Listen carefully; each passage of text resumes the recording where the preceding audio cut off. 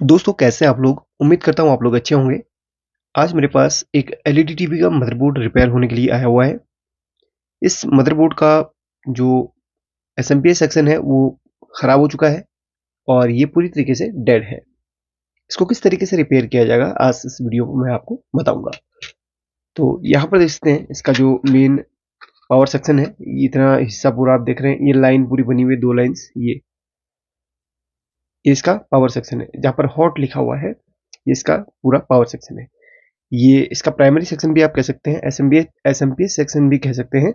यहीं पर voltage input होती है, उसके बाद ये वोल्टेज यहाँ पर से आपकी ट्रांसफार्मर तक पहुंचेगी और इसके बाद की प्रोसेस नीचे को आपकी आउटपुट वोल्टेज इधर पे चली जाएगी, जो कि कोल्ड सेक्शन में होती है।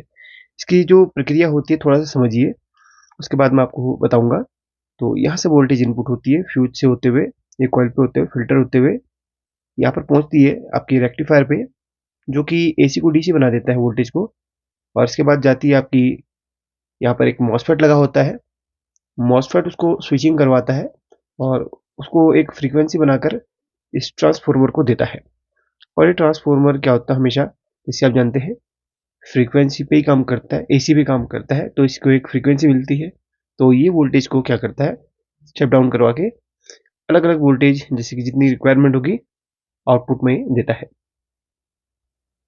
तो यहाँ पर तो अभी तक तो हमें यहाँ पर चेक नहीं किया। जब हम इसका प्राइमरी सेक्शन बनाएंगे बिल्कुल ओके रहेगा, उसके बाद पता चलेगा कि आउटपुट में वोल्टेज कितनी बना रहा है, क्या बना रहा है, वो बात की बात है। अभी जो फॉल्ट यहाँ पर हमारे पास आया रिपेयर होने के लिए, वो इस प्राइमरी सेक्शन में, ये देखिए, ये मॉसफेट के आसपास से कुछ रेजिस्टेंस खराब हो गई हैं। ये जो आईसी आप देख रहे हैं, ये इस मॉसफेट को स्विचिंग करवाने के लिए या इस मॉसफेट को गेट पल्स देने के लिए एक आईसी है, गेट ड्राइवर आईसी जिसको बोलते हैं। ठीक है, अभी यहाँ पर इस कंडीशन में तो फ्यूज उड़ ही गया होगा इसका, क्योंकि ये शॉर्टिंग हुआ इसमें।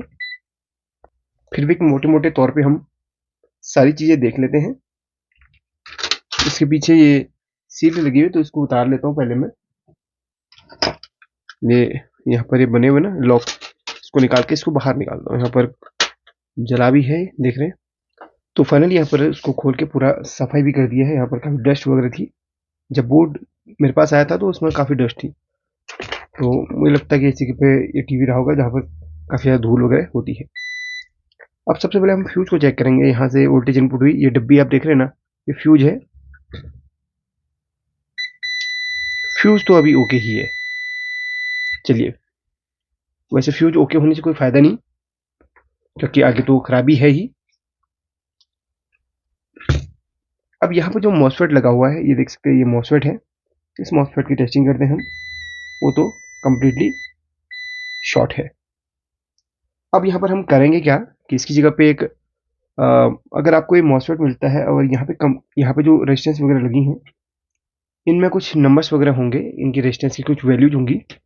अगर आपको वही सेम बोर्ड मिलता है तो सेम लगा सकते हैं, या फिर आप कम खर्चे में बनाना चाह रहे हैं तो इस तरीके का 5 वायर एसटीआर मॉड्यूल आता है। ये भी है, ये भी है, अलग अलग आते हैं। चीज़ें सेम है लेकिन देखने में थोड़ा अलग दिखता है। बस एक वायर का अंतर है, इसमें ग्रीन है, इसमें ब्लू है दोनों एक ही चीज़। तो इसमें हम वही लगाने वाले हैं, इसके थ्रू हम इस सप्लाई को बनाएंगे। इसके कनेक्शन कैसे होंगे वो आपको बताऊंगा। इससे पहले सिर्फ 2 चीज़ें यहाँ पर से हमें निकालनी है। एक तो ये मॉसफेट है, उसको निकालना है, और दूसरा यहाँ पर ये आप देख रहे हैं ड्राइवर आईसी, उसको निकालना है। ये मॉसफेट और ये ड्राइवर आईसी। अगर आपको समझ में नहीं आ पा रहा कि ड्राइवर आईसी कौन सी है, वैसे तो ये 6 पिन की होती है, फिर भी समझ में नहीं आ पा रहा है, तो आप इस मॉसफेट की फर्स्ट पिन को ट्रैक कर सकते हैं। उस पिन पे ही वो आईसी का कनेक्शन होता है, ये देखिए। ठीक है, तो बाकी जो खराब चीज़ें हैं वो कोई बात नहीं, उनकी जरूरत नहीं है। सिर्फ 2 चीज़ें हमें निकालनी, क्योंकि ये शॉर्ट है, 1 और 2। चलिए निकालता हूँ। तो यहाँ पर मॉसफेट और ड्राइवर ऐसे में निकाल दी है। आप चाहे तो इन कंपोनेंट्स को भी निकाल सकते हैं, इनकी कोई ज़रूरत नहीं है, वैसे लगे भी रहने लगे तो भी कोई दिक्कत नहीं है। निकाल दीजिए अगर आपकी मन हो तो। चलिए, कोई बात नहीं, इनको ऐसे रहने देते हैं, इनकी कोई ज़रूरत नहीं है। अब हमें इस मॉड्यूल के कनेक्शन करने हैं। तो मॉड्यूल के कनेक्शन किस तरीके से होने हैं आप देखिए। पहले ही इसकी वायरिंग को समझते हैं। तो ये वायर है, इस मॉड्यूल में वायर ब्लू है, इसमें ग्रीन है। बात एक ही है, बस एक वायर का अंतर है कलर का, बाकी सेम ही है। अब ये जो ग्रीन वायर है वो स्टार्ट की वायर है, व्हाइट वाली फीडबैक की, थर्ड रेड वाली अपनी है, ये 12-18 वोल्ट वाली, और ब्लैक वाली है ग्राउंड की, और ये सबसे लास्ट में येलो वाली ड्रेन की है। शायद अभी आपको समझ में नहीं आ रहा होगा, अगर आप पहले काम कर चुके तो समझ गए होंगे, नहीं काम कर चुके तो नहीं समझे होंगे। अब चलिए बताता हूँ। सबसे पहले जो स्टार्ट की वायर है वो आपकी, जैसे ये मेन कैपेसिटर है, ये मेन कैपेसिटर है रेक्टिफायर के पास वाला। इस मेन कैपेसिटर के पॉजिटिव वाले पॉइंट में आपको स्टार्ट की वायर लगानी है, जो कि ग्रीन कलर की है। दूसरी वायर अपनी है फीडबैक की। तो फीडबैक जो होता है अपना ऑप्टो कपलर से रिलेटेड होता है। तो यहाँ पर ऑप्टो कपलर ये वाला है, इसके चौथे नंबर की पिन पे इस वायर को अटैच करना है, व्हाइट कलर की वायर को। तो इसका चौथे नंबर का पिन कौन सा होता है? ऑप्टो कपलर की 4 पिन होती है, 2 पिन अपनी प्राइमरी में होती है, 2 पिन सेकेंडरी में होती है। अब देखिए बीचों बीच लगा हुआ है, तो इसकी 2 पिन अपनी सेकेंडरी सेक्शन आउटपुट सेक्शन में है, 2 पिन प्राइमरी सेक्शन में। तो फर्स्ट और सेकेंड नंबर की पिन इसकी सेकेंडरी में होती है, डॉट वाला फर्स्ट और सेकेंड। उसके बाद ऊपर तीसरा और चौथे नंबर की पिन हमारी प्राइमरी में होती है। तो चौथे नंबर की पिन में इसके कनेक्शन करने, डॉट वाले से जस्ट ऊपर वाला जो पॉइंट होता है ये हमारा चौथे नंबर का पिन होता है। तो व्हाइट वायर को इसके इधर पे जोड़ना है, ठीक है। और रेड कलर की वायर 12-18 वोल्ट वाली होती है, जो कि मेन आपकी जो एसएमपीएस सेक्शन होता है, इसमें एक छोटा सा कैपेसिटर लगा हुआ रहता है, जो कि आपका ये वाला है, जो कि लगभग 50-60 वोल्ट का होता है। इसके पॉजिटिव में ये रेड कलर की वायर को लगाना है, पॉजिटिव वाले पॉइंट में शोल्डिंग करना है। ये जो ब्लैक कलर की वायर आप देख रहे हैं, ये अपने लगेगी इस मेन कैपेसिटर के नेगेटिव पॉइंट में। और सबसे लास्ट में येलो कलर की वायर, जो कि अपनी ड्रेन ड्रेन की वायर होती है। और ड्रेन कहाँ पे होता है?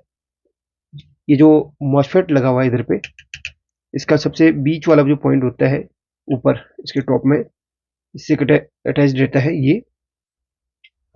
तो यहाँ पर अपना ड्रेन की वायर लगेगी। अगर फिर भी आपको समझ में नहीं आए तो ड्रेन की वायर कहाँ पे होती है, किसी किसी में अगर मॉसफेट ना हो, आईसी हो, तो ड्रेन की वायर को ड्रेन के पॉइंट को ढूंढने के लिए आप मेन कैपेसिटर मेन कैपेसिटर का पॉजिटिव पॉइंट को पकड़िए। ये पॉजिटिव पॉइंट ये आपका कहाँ पे जा रहा है देखो, ये ट्रांसफॉर्मर के एक लेग से अटैच्ड है। अब ट्रांसफॉर्मर क्या होता है, ये सिरा यहाँ पर है, तो इसके दूसरे सिरे को हमने ढूंढना है। तो इस पे लगाओ, जिसपे कैपेसिटर का पॉजिटिव जा रहा है उसके पॉइंट में लगाओ इधर को। और जिस भी पॉइंट में कंटिन्यूटी आती है वो आपका ड्रेन का पॉइंट होगा। अब देखते हैं किसमें कंटिन्यूटी आ रही है।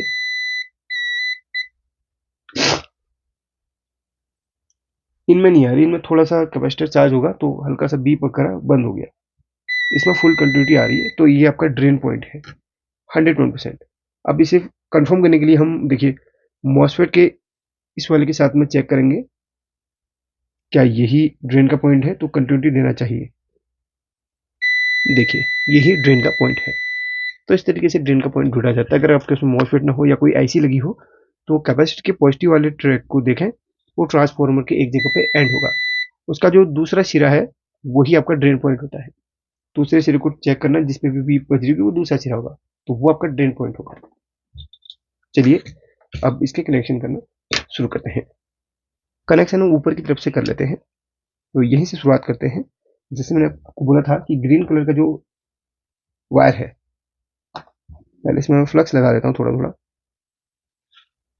चलिए ग्रीन कलर का जो वायर है वो अपना कैपेसिटर के पॉजिटिव से जुड़ जाएगा।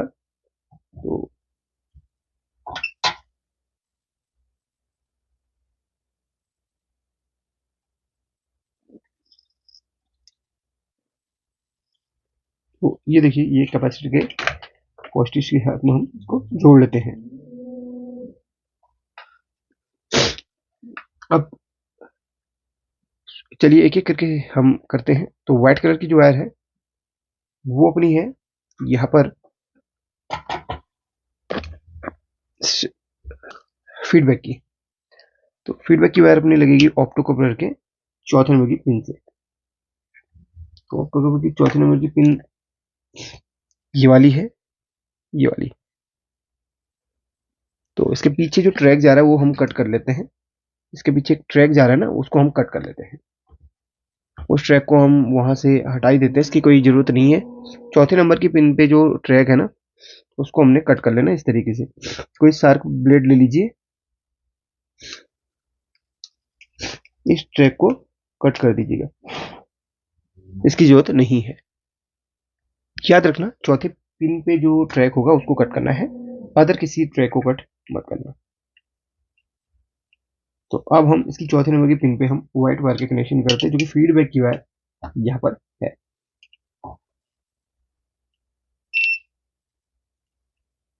तो ये कनेक्शन हो गए हैं। अब अगली वायर कौन सी है, ये है अपनी रेड कलर की वायर। तो रेड कलर की वायर 12-18 वोल्ट वाली है।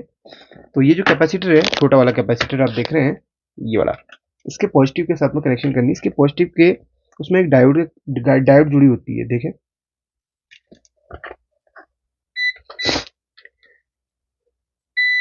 हाँ, ये वाली है। तो ये आप देख रहे हैं, इसके या तो ये रेड कलर की जो वायर है उसको आप इसके ये पॉजिटिव के साथ जोड़ लो यहाँ पर, ये इसकी पॉजिटिव वाली है, ये वाली। या फिर यही ट्रैक आपका जा रहा है ये डायोड पे, ये डायोड के कैथोड पॉइंट पे, दो लाइन वाला जो पॉइंट है यहाँ पर, यहीं से वो ट्रैक यहाँ पे कनेक्टेड है। तो हमें यहाँ पर नहीं मिल रहा है सोल्डरिंग करने के लिए, हम इधर पे कर लेंगे, ठीक है। तो 12-18 वोल्ट वाला जो पॉइंट है वो यहाँ पर कनेक्शन हो जाएगा इसका। तो सावधानी से यहाँ पर अपने इसको सोल्डरिंग कर लिया है। तो 3 वायर के कनेक्शन हो गए हैं। अब बची है 2 वायर। जो ब्लैक कलर की वायर थी वो कैपेसिटर के नेगेटिव पे लगनी थी, मेन कैपेसिटर के नेगेटिव पे, कुछ इस तरीके से।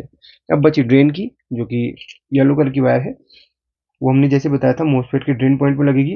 अगर आपके सप्लाई में मोसफेट नहीं है तो कैसे आप ड्रेन पॉइंट ढूंढेंगे। कोई आईसी लगी है तो उसका ड्रेन पॉइंट या तो आप डाटा शीट से निकाल लेना आईसी का ड्रेन पॉइंट कौन सा है, या तो फिर आपका इस तरीके से जैसे मैंने अभी आपको बताया था।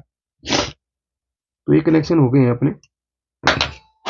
अगर आपके बोर्ड के अंदर फ्यूज उड़ा हुआ है तो फ्यूज बांध लेना, नया फ्यूज लगा लेना। तो मेरे बोर्ड के अंदर फ्यूज तो फिलहाल बिल्कुल ठीक है। अब इसकी टेस्टिंग करते हैं अपन। चलिए अब चेक करते हैं इसको। पावर ऑन कर लिया है, ये देखिए 24 वोल्ट, 15 वोल्ट, और यहाँ पर 15 वोल्ट, और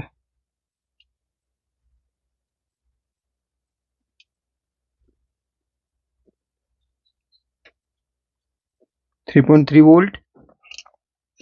एंड एलईडी के लिए जो अपना बैकलाइट सेक्शन होता है उधर के लिए वोल्ट कितना जा रहा है, एक बार इसको ऑफ करते हैं। ऑफ कर दिया इसको। अब ऑन करते हैं। इसमें डिस्प्ले पैनल नहीं लगा है अभी, और आगे बटन्स पैनल भी नहीं लगा हुआ है। तो स्टैंड बाय से रिलीज हो रही कि नहीं ये कंफर्म नहीं हो पा रहा है। बट हाँ, बैकलाइट सेक्शन पे वोल्टेज तो आ रही है। और यहाँ पर चेक कर लेते हैं 1 पॉइंट, एक सेकेंड, 3.3 वोल्ट, 5.0 वोल्ट,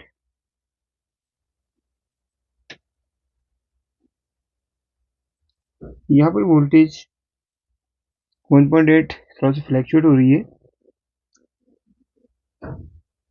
एक बार मैं देखता हूँ कहीं किसी पुराने बोर्ड से बटन पैनल निकाल के। तो यहाँ पर मैंने बटन और लाइट भी यहाँ पर, सॉरी, आईआर पैनल भी लगा दिया है। ऑन करते हैं। ऑन करने पर लाइट कुछ इस तरीके से ब्लिंक हो रहा है।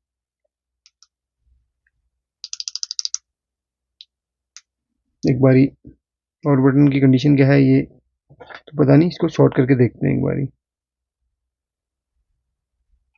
तो ये लाइट ब्लिंकिंग का मतलब एक बारी हम इसको डिस्प्ले के साथ में कनेक्ट करके देखेंगे। फिलहाल के लिए हमारा पावर सेक्शन बिल्कुल ओके हो चुका है और जो वोल्टेज वगैरह थी बिल्कुल ओके है। बस एक 1.8 वोल्ट फ्लक्चुएशन हो रही इधर पे। यहाँ पर देखिए जब ये प्रॉब्लम आ रही है तो एक काम करेंगे, इसको हमने डिस्कनेक्ट कर दिया है सर्किट को।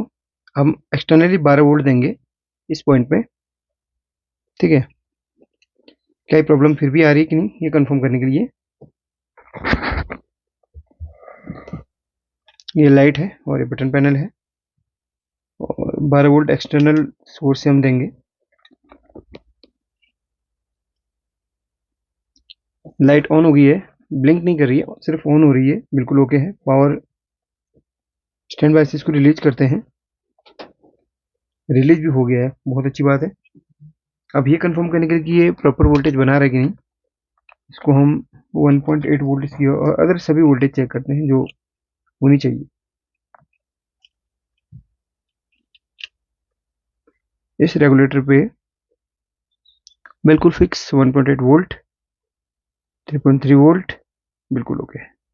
जो भी प्रॉब्लम है इसमें प्राइमरी सेक्शन से रिलेटेड है, सेकेंडरी में सब कुछ ओके है, यानी कि कार्ड इसका बिल्कुल सही है। सिर्फ ये जो हम पावर सेक्शन इसमें एसटीआर लगाया हुआ है उसी में से कुछ ना कुछ इसमें फॉल्ट आ रहा है जिसकी वजह से ब्लिंक कर रहा है और जो वोल्टेज है वो फिक्स नहीं है। एक काम करता हूँ, पहले मैं फीडबैक वाली वायर को डिस्कनेक्ट करता हूँ। इसको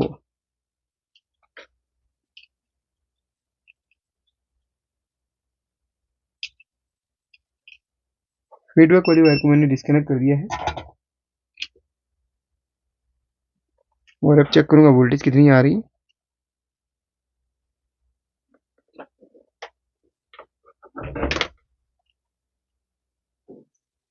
अभी भी वही,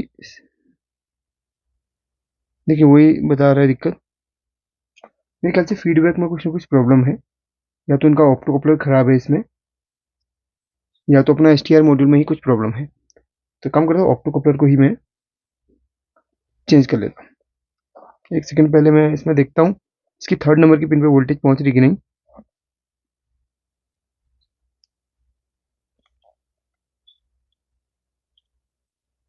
थर्ड नंबर की पिन ग्राउंड के साथ कनेक्टेड है, बिल्कुल ओके है। अब मैं इसको ऑप्टो कपलर को एक बारी चेंज ही कर लेता हूँ क्योंकि यहाँ पर फीडबैक से रिलेटेड इसमें प्रॉब्लम दिखा रहा है। इसको निकाल के दूसरा लगा देता हूँ।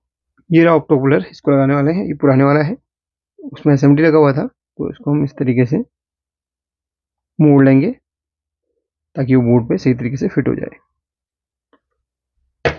अब इसको हम एक्स्ट्रा लेग कट करके फिक्स कर देंगे। ये देखिए ये बन गया एसएमडी वाला। चलिए फिक्स कर देते हैं इसे,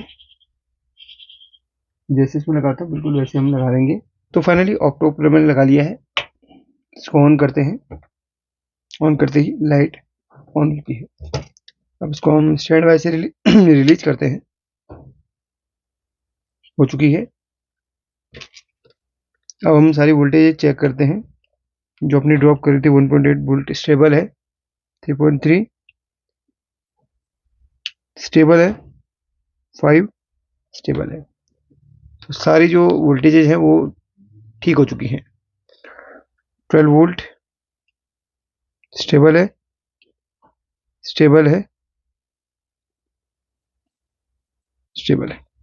बैकलाइट इन्वर्टर सेक्शन काम कर रहा है कि नहीं, ये चेक करने के लिए अपन इसको एक बारी ऑफ करते हैं, सॉरी ऑफ करते हैं, फिर ऑन करते हैं। वोल्टेज बूस्ट होनी चाहिए एक बारी एकाएक।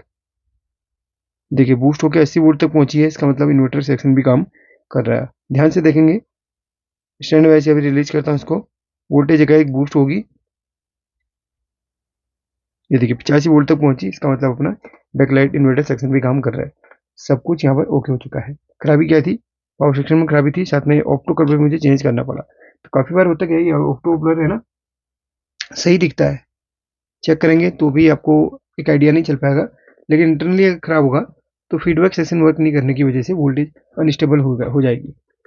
तो अगर आपके साथ ये प्रॉब्लम होती है कि आपको पावर सेक्शन इसका नहीं हो रहा है आपसे रिपेयर, या फिर कोई दिक्कत होती है, तो इस जगह पे अगर आप 12 वोल्ट 3 एम्पियर का कोई अडेप्टर लगाएं, इस जगह पे 12 वोल्ट 3 एम्पियर के अडेप्टर की कोई सप्लाई यहाँ पर डाल दें, तो ये आपका चालू हो जाएगा। इतना सरदर्द ना करने से अच्छा है कि इस वाले कनेक्टर में पावर अपग्रेड वाला सिस्टम यहाँ पर दिया हुआ है, तो 12 वोल्ट 3 इसको आप 12 वोल्ट 3 एम्पियर से चला सकते हैं, तो सक्सेसफुली काम करेगा। 2 दिन पहले वीडियो बनाई है, 2 दिन मतलब आप देख सकते हैं अपने चैनल पे आ जाएगी वो वीडियो, वहाँ पे आपको डिटेल से समझाया हुआ है। तो सक्सेसफुली यहाँ पर बन गया है, ये देखिए ऑफ ऑन, ठीक है। Thank you. अच्छा, यहाँ पर एक चीज़ और ध्यान दे देना, इसको डिस्कनेक्ट कर लिया है, STR मॉड्यूल जो लगा हुआ है, देख लेना हीट तो नहीं कर रहा, बहुत ज़्यादा हीट कर रहा है तो इसको मत लगाना। अगर वैसे चाइना सप्लाई में ये चल जाता है, लेकिन किसी किसी बड़ी वाली जो 32 इंची सप्लाई होती है, आपके कार्ड होता है, जो ब्रांडेड कंपनी होती हैं, जो ओरिजिनल कंपनी की होती हैं, उनमें अपने 524 मॉड्यूल लगा लेना। उसका तरीका भी मैंने बताया वीडियो में, जाके देख लेना, उस वीडियो को सीख जाएंगे। Thank you.